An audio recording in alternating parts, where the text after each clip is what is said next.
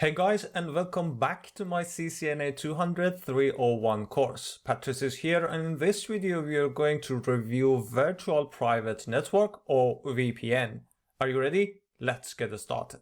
VPN is a technology that lets remote users or offices securely connect over an insecure public network, like the internet. VPNs are used to protect data, ensure privacy, and allow secure access to internal networks from anywhere in the world. IPsec, short for Internet Protocol Security, is one of the main protocols used to secure VPNs. The main RFC for IPsec is RFC 4301, that you can find it in this URL. However, there are other related RFCs as well, like RFC 4302 and RFC 4303. This protocol operates at the network layer and provides confidentiality through encryption and integrity through hashing and authentication to ensure the data is coming from a trusted source.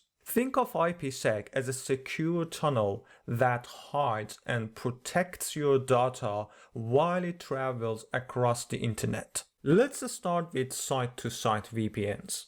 This type connects the entire networks, for example, a branch office and headquarters, over the internet or any other insecure network, as if they were on the same local network. This setup uses VPN devices like routers or firewalls at each site to establish a permanent secure tunnel, and it is ideal for businesses with multiple locations. In a site-to-site VPN, individual users who are in the office don't need to do anything, and all communication is handled automatically by the VPN gateway at each site. It's always on and transparent to the end users. Now let's talk about remote access VPNs. These are designed for individual users like remote employees or contractors who need to securely access company resources from anywhere. Remote access VPNs usually require client software like Cisco Secure Client on the user's device. The user logs in with credentials and the software establishes an encrypted tunnel to the VPN gateway in the office. This allows the remote user to access internal systems